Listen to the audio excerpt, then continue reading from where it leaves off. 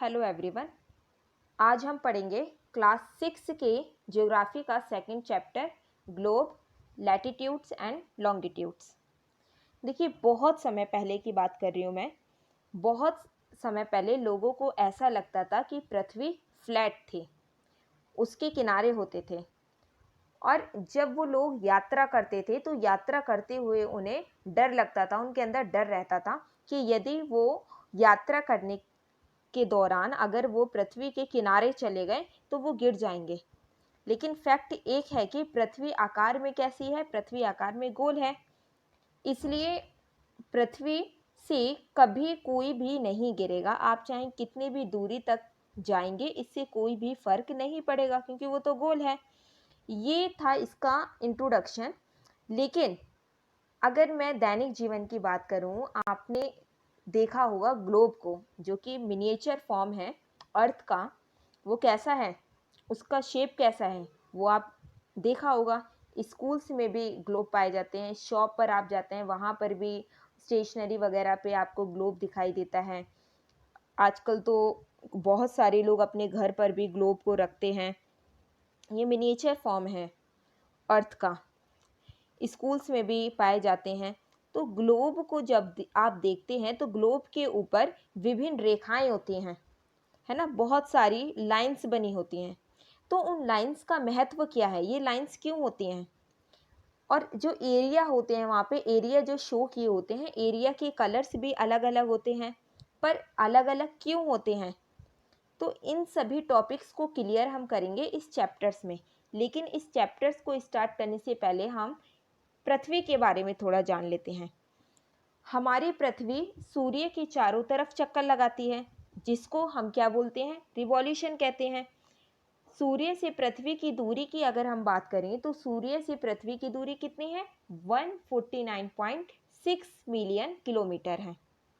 हमारी जो पृथ्वी है ये सोलर सिस्टम में 5th लार्जेस्ट प्लैनेट है। इसे ध्यान रखना, सोलर सिस्टम में 5th लार्जेस्ट प्लैनेट है। वो कौन सी प्लैनेट है? हमारी पृथ्वी है। पृथ्वी सूर्य के चारों ओर तो चक्कर लगाती है और साथ में वो अपनी जगह पर भी, अपने अक्ष पर भी घूमती रहती है।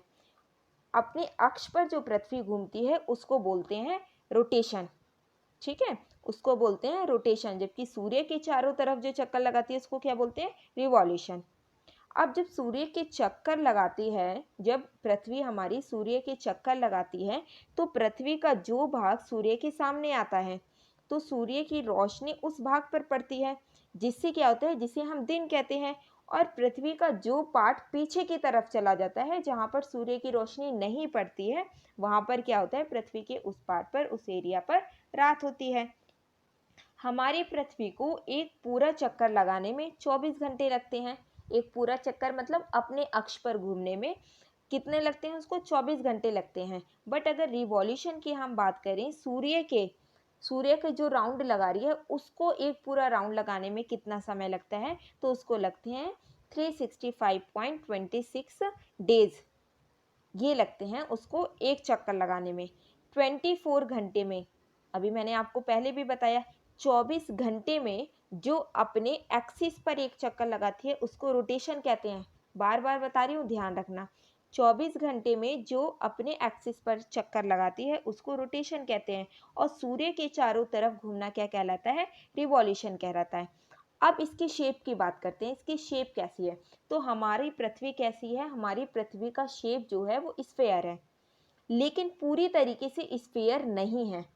कैसे? आपने पृथ्वी को देखा होगा, देखिए इस पिक्चर में भी दिख रहा है ग्लोब।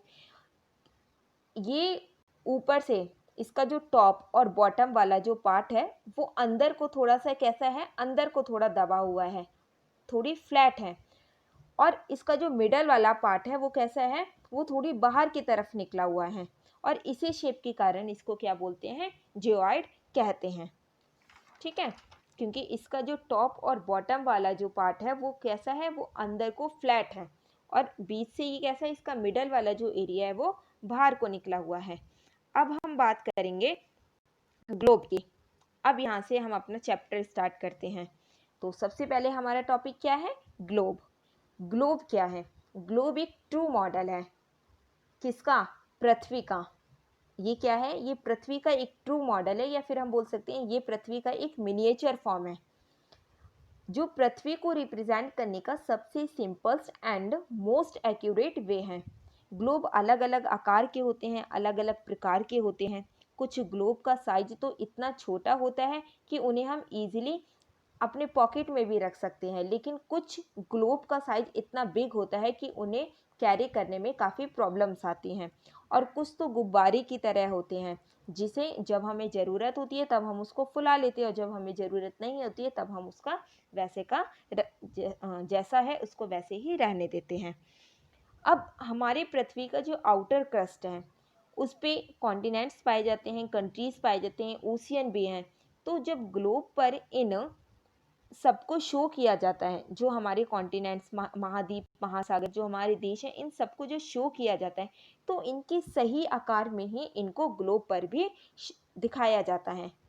जो पृथ्वी पर शो किया जाता है वही आकार किस पे शो किया जाता है, ग्लोब पर भी शो किया जाता है। बट ग्लोब की क्या है, ग्लोब की अपनी लिमिटेशन होती हैं। जैसे कि ग्लोब पर आप कंट्री तो देख सकते हैं, लेकिन अगर आप चाहते हैं कि ग्लोब पर आप अपना गांव देख लें, आप अपना घर देख लें, तो ये तो पॉसिबल नहीं है ना। तो ग्लोब की क्या है, ग्लोब की अपनी भी लिमिटेशन होती हैं। इस पे हम land form, natural vegetation etcetera आदि नहीं देख सकते हैं। लेकिन ग्लोब क्या है, ग्लोब एक स्मॉल स्केल पर पूरी पृथ्वी को रिप्रेजेंट करने का सबसे बेस्ट वे है। अब इसके राउंड लगाने की अगर हम बात करें तो हमारी पृथ्वी एंटी लॉकवाइज में घूमती है, एंटी लॉकवाइज में घूमती है। आप ग्लोब को देखना, ग्लोब जिस तरीके से घूमता है ना, आपने ग्लोब देखा होगा किस तरीके से घूमता है, ठीक है। तो वो किस में घूमता है, वो एंटी क्लॉकवाइज में घूमता है। तो हमारी पृथ्वी कैसे घूमती है, एंटी क्लॉकवाइज में घूमती है। ग्लोब को घूमने के लिए एक निडल की जरूरत होती है। देखिए इस पिक्चर में देखिए एक निडल है, नॉर्थ पोल से लेके साउथ पोल तक एक बीच में इसमें क्या है, निडल है, जो नॉर्थ पोल और साउथ पोल को एक दूसरे से जोड़ती है। लेकिन अब आप ये सोच रहे होंगे कि जिस तरीके से ग्लोब में निडल की आवश्यकता होती है, क्या पृथ्वी पर भी ऐसा ही होता है, पृथ्वी के बीच में भी निडल है? ये बिल्कुल भी सच नहीं है। पृथ्वी पर इस तरीके की कोई निडल की ज़रूरत नहीं होती है, ये केवल एक कल्पना की गई है इस तरीके। अब हम बात करेंगे, हमारा अगला टॉपिक है वो है द अर्थ ग्रिड। अब ये ग्रिड क्या है, ग्रिड एक क्रॉसिंग लाइंस की सीरीज़ है। इनका यूज़ क्यों करते हैं, इनका यूज़ हम ग्लोब और मैप पर स्थानों का पता लगाने के लिए, उनकी लोकेशन को पता लगाने के लिए करते हैं। हमने जो अभी थोड़ी देर पहले एक्सिस की जो बात की थी, तो ये एक्सिस क्या है, मैंने आपको पहले भी बताया था, ये क्या है, ये एक इमेजिनरी लाइन है, एक ओनली काल्पनिक रेखाएं हैं। जबकि हमारी पृथ्वी पर ये सारी लाइंस नहीं पाई जाती हैं, लेकिन हम ग्लोब पर करते हैं। क्यों, ताकि हम जो हमारे स्थान है, हमारे जो एरिया है, उनकी लोकेट को हम इजीली पता लगा सकें। और अर्थ इस अक्ष यानी एक्सिस पर पश्चिम से पूर्व की ओर घूमती है। और हमारी पृथ्वी के जो पोल्स हैं, कौन कौन से पोल्स हैं, एक नॉर्थ पोल्स और साउथ पोल्स। इन पोल्स के बीच में इक्वेटर यानी कि भूमध्य रेखा पाई जाती है। इक्वेटर यानी कि इक्वेट, इक्वेट का मीन्स क्या होता है, बराबर। इक्वेटर पृथ्वी के दो बराबर हिस्से में बांट देती है। जो हमारा इक्वेटर है ये पृथ्वी को दो बराबर हिस्सों में बांट देता है। देखिए बीच में आपको ये पिक्चर है, इसमें आपको बीच में एक लाइन दिखाई दे रही है, उसमें ग्रीन कलर से लिखा हुआ भी है इक्वेटर। तो ऊपर जितना भाग है इसका, उतना ही भाग नीचे है, मतलब पृथ्वी को इसने दो बराबर हिस्सों में बांट दिया है। तो ऊपर वाले पार्ट को हम क्या कहते हैं, नॉर्थन हेमिस्फीयर कहते हैं, और नीचे वाला जो पार्ट है इसको हम क्या कहते हैं, साउथर्न हेमिस्फीयर कहते हैं। तो इतना तो समझ में आ गया कि इक्वेटर जो है, इक्वेटर पृथ्वी को दो बराबर हिस्सों में बांटती है, first the northern hemisphere and second the southern hemisphere. अब हम बात करेंगे अपना नेक्स्ट, हमारा जो टॉपिक है वो है लैटिट्यूड्स। लैटिट्यूड्स क्या है, ये किसी भी जगह को, किसी भी जगह की लोकेट करने के लिए हमें पृथ्वी को क्या किया है, दो बराबर हिस्सों में बांटा है। कौन कौन सी, दी नॉर्थन हेमिस्फीयर और दी साउथर्न हेमिस्फीयर। अब ये जानना इससे बहुत आसान हो गया है, जो हमने इसको 2 बराबर हिस्सों में बांटा है, इससे हम किसी भी एरिया को लोकेट करना हमारे लिए बहुत ईजी हो गया है। भूमध्य रेखा यानी कि इक्वेटर जो है अर्थ का सबसे बड़ा चक्र है, सबसे बड़ा चक्र है, लेकिन ध्रुवों पर ये ओनली एक बिंदु है। एक उत्तर या दक्षिण में 90 डिग्री तक के अंतराल पर चिह्नित किया जाता है। पृथ्वी की अगर हम टोटल सरकमफ्रेंस की हम बात करते हैं तो पृथ्वी का जो टोटल सरकमफ्रेंस है तो वो है 360 डिग्री, और इक्वेटर से पोल्स तक का डिस्टेंस इस सरकमफ्रेंस का 1/4 है। अब इक्वेटर में बात करें तो इक्वेटर के उत्तर में 90 लाइन्स है और इक्वेटर के दक्षिण में भी 90 लाइन्स है, तो कुल मिलाकर हमारी लाइन्स कितनी हो गई? तो कुल मिलाकर जो हमारी लाइन्स की जो हमारी संख्या है वो हो गई है 180, जिसको हम क्या बोलते हैं 180 पैरेलल्स ऑफ लैटिट्यूड्स कहते हैं। अब ये जो लैटिट्यूड्स हैं इनकी पोजीशन क्या होती है ये जानना बहुत ज़रूरी है। तो जो लैटिट्यूड्स होते हैं ये हॉरिजॉन्टली चलते हैं, है ना। हॉरिजॉन्टली मतलब आप जब लेट जाते हो तो किस पोजीशन में आप लेटते हो? हॉरिजॉन्टली तो लेटते हो। तो याद रखना जो लैटिट्यूड्स होते हैं ये हॉरिजॉन्टली लाइंस होती हैं, इसलिए जब हम लैटिट्यूड्स बताते हैं, किसी एरिया की लोकेशन बताते हैं कि वो साउथ में है या नॉर्थ में है, तब ये लैटिट्यूड्स हमारे काम में आते हैं, लैटिट्यूड्स हमारी उसमें हेल्प करते हैं। अब नॉर्थ और ये जो साउथ है इनको भी क्या किया गया है, इनको भी डिवाइड कर दिया गया है। देखिए इस पिक्चर में देखिए ऊपर क्या है नॉर्थ पोल है और नीचे क्या है, नीचे साउथ पोल है। अब इसमें देखिए 60 डिग्री अगर नॉर्थ पोल में है तो -60 डिग्री हमारे साउथ पोल में पाया जाता है। 30 डिग्री अगर हमारे नॉर्थ पोल में है तो -30 डिग्री हमारे साउथ पोल में भी पाया जाता है। अगर मुझे किसी एरिया की लोकेशन अगर पता करनी है तो इस लोकेशन से हम इजीली पता कर सकते हैं।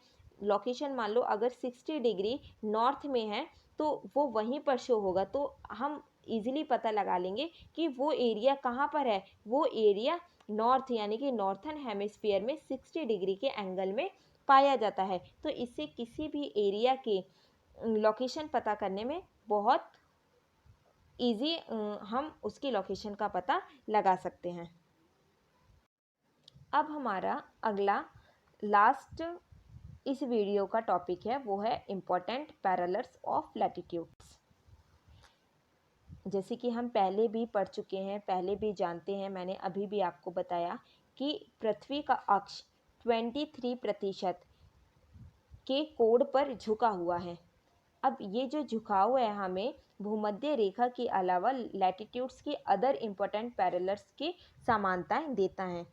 4 है Tropic of Cancer, Tropic of Capricorn, Arctic Circle and Antarctic circle.